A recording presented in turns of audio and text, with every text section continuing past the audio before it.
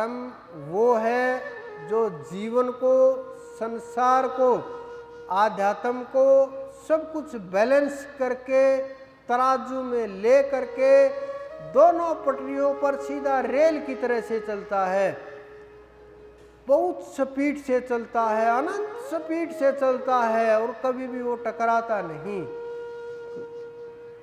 क्योंकि उसकी गति ही इतनी होती है कि दोनों चीजों का बैलेंस बनते हुए वो जीवों को पार उतार देता है।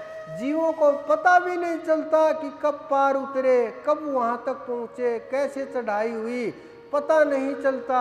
जिस प्रकार से हाई स्पीड ट्रेन में एक देश में गया हुआ था, वहाँ करीब 200-250 की स्पीड से ट्रेन चलती है, बाहर की चीज़ें दिखाई नहीं पड़ती, बहुत बार ये पता चलता कुछ निकल गया, हरा हरा सा था, बस ये दिखता है पेड़ आते तो, और पुल एकदम से शुरू से गुजर गई देसी। तो उसी प्रकार से जब आप ध्यान में चढ़ाई करोगे, ये बैलेंस बना करके चलोगे, तो आपको ये नहीं पता चलेगा किस स्टेशन से गुजर गए, कौन सा नाद सुना, कौन सा रह गया, किस स्थिति से गुजर गए, एकदम से पार ही हो जाओगे। लेकिन जब धीरे धीरे ध्यान करोगे, फिर उन स्थितियों का भी एहसास होगा, नाम का भी एहसास होगा, चढ़ाई का भी एहसास होगा। लेकिन हम फंसे हुए हैं कहाँ? संसार के अंदर। जिस प्रकार से एक पिता के 2 पुत्र हों, एक पुत्र संसार की वस्तुएं मांगे कि मेरे नाम जमीन उतरवा दो, ये पशु भी मेरे हैं, घर भी मेरे हैं, गाड़ी भी मेरी है, बंगला भी मेरा है, खेत भी मेरा है, प्लॉट भी मेरा है, दुकान भी मेरी है, ये सारी प्रॉपर्टी भी मेरी है। पिता पूछता मैं कहाँ जाऊँ? पुत्र बोलता एक और तो पैदा किया तूने, उसके पास चले जाओ।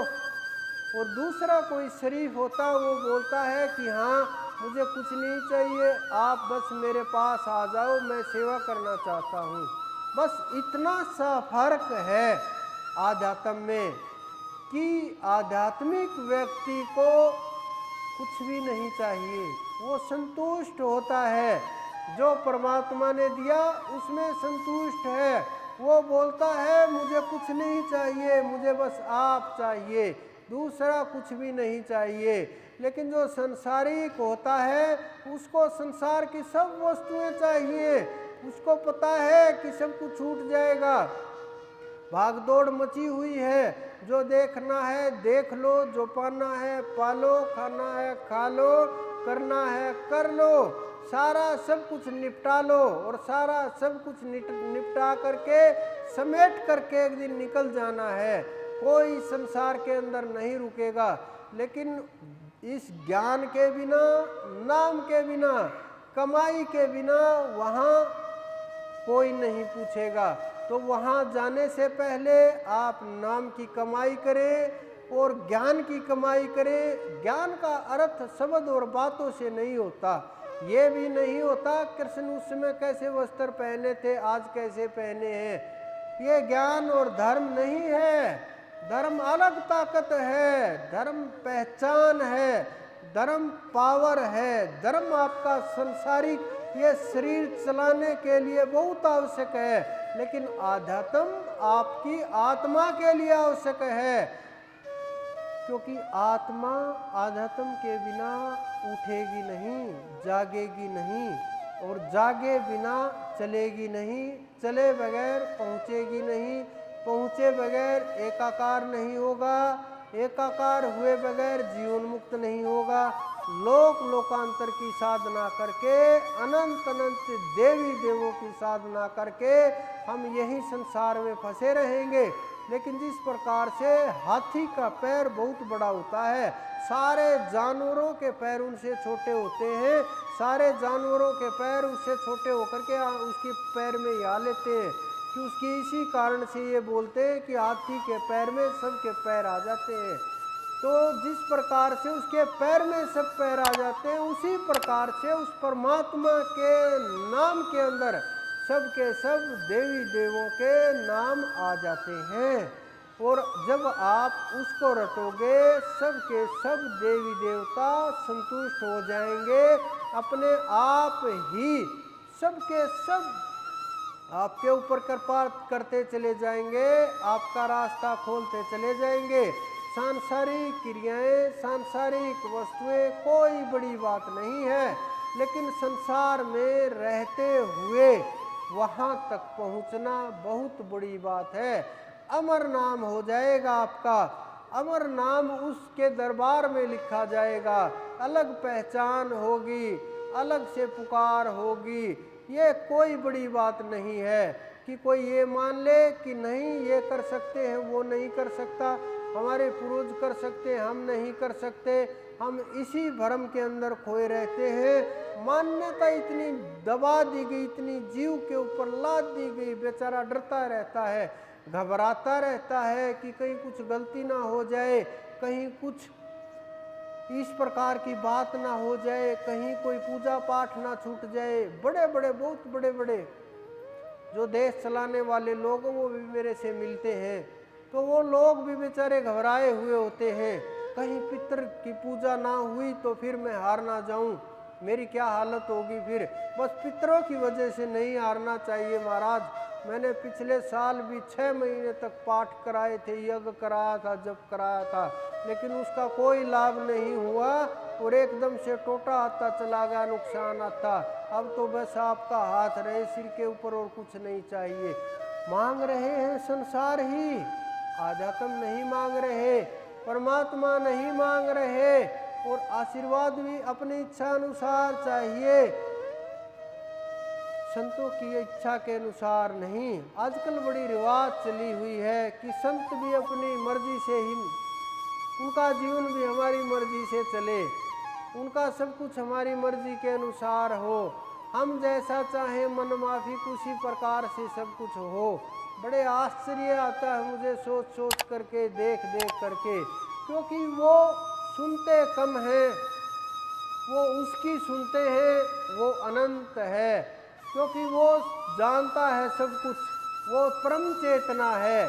क्योंकि वो संसार की सुनेंगे तो वो गुरु नहीं रहे, संसारी हो गए, और संसारी भी घोर वाले। लोगों के अनुसार चलना गुरु का कार्य नहीं है, गुरु के अनुसार चलना संसार का कार्य है, और ये तो हो करके ही रहता है। आज हो, 10 वर्ष बाद हो, पीछे भी हुआ है और उससे पीछे भी हुआ है। जब संत महात्मा चले गए, हम उनको खोजते हुए घूमे, उनके पैरों के ऊपर जाने के बाद जो चीज़ें आसपास थी वहाँ मत्थे रगड़ते घूमे, हासिल नहीं होगा, क्योंकि वो तत्व जा चुके, जो उन्होंने करना था वो कर चुके।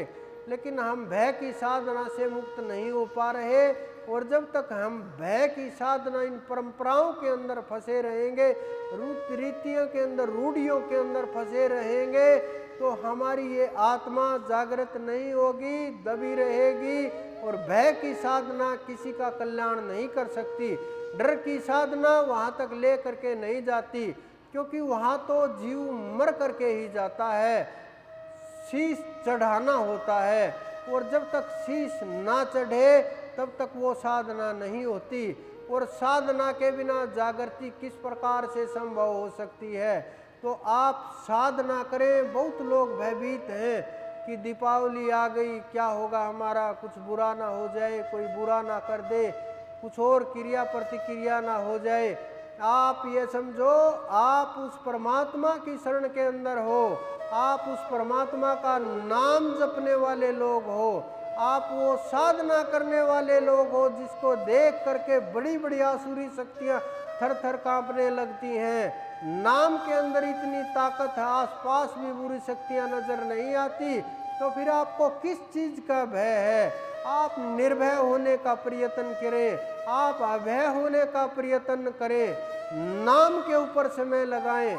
जो भी नाम को रटेगा, जो भी साधना कर रहे हैं, जिसको नाम प्राप्त नहीं हुआ है, वो लोग भी साधना में प्रयासरत हैं। बहुत लोगों का आत्मा के साथ जुड़ाव है, बहुत लोग जो नए आए हुए हैं वो बेचारे भयभीत हैं, क्योंकि वो जानते नहीं उस परम तत्व की ताकत को, उस नाम की ताकत को नहीं पहचानते, उस अनंत की ताकत को नहीं पहचानते। तो आप उस नाम की ताकत को पहचान कर उस परमात्मा की जो शरण में है, उस अनंत की मेरे गुरु की जो शरण में जीव आए हुए हैं, उनका कोई बुरा सोच भी नहीं सकता, करना तो बहुत दूर की बात है। आप निश्चिंत होकर के कैसे भी रहे, किसी भी प्रकार से रहे, निश्चिंत रहे, एक भी किसी प्रकार को किसी की परेशानी आने का सवाल ही पैदा नहीं होता। लेकिन बहुत वर्षों से, पीढ़ियों से जो लोग परेशान हैं, उनके अंदर एकदम से भय निकलना बड़ा मुश्किल बात है।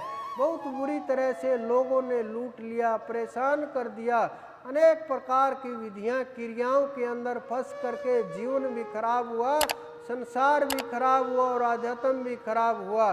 तो वो लोग समझने लगे धीरे धीरे आध्यात्म की ताकत को, नाम की ताकत को, मेरे गुरु की ताकत को वो लोग समझने लगे।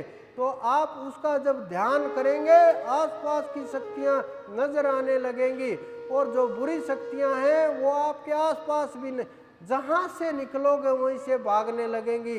नाम जप के अंदर इतनी ताकत होती है, बुरी से बुरी ताकत स्थान छोड़ करके दौड़ने लगती है और उसके अंदर तराई तराई करने लगती है, इतनी ताकत होती है। लेकिन जिनके नाम सिद्ध हो गया, शब्द सिद्ध हो गया, स्थिति सिद्ध हो गई, उस अनंत में जो पहुंच गए, उनके वो के अंदर इतने सामर्थ्य है कि एक दृष्टि डालेंगे, आत्माएं भी शांत होकर के अगले के जन्म में, अगले लोकों में चली जाएंगी। इतना सामर्थ्य है। मेरे पास है ऐसे साधक जिनके अंदर इतना सामर्थ्य है कि जो एक दृष्टि में, एक शब्द में कल्याण कर सकते हैं। लेकिन बहुत लोग छुपे हुए हैं और मैं चाहता हूँ कि साधना जितनी छुप कर की जाए, जितनी गंभीर रह करके की जाए, उतना ही श्रेष्ठ है, उतनी ही ऊंची स्थिति रहेगी।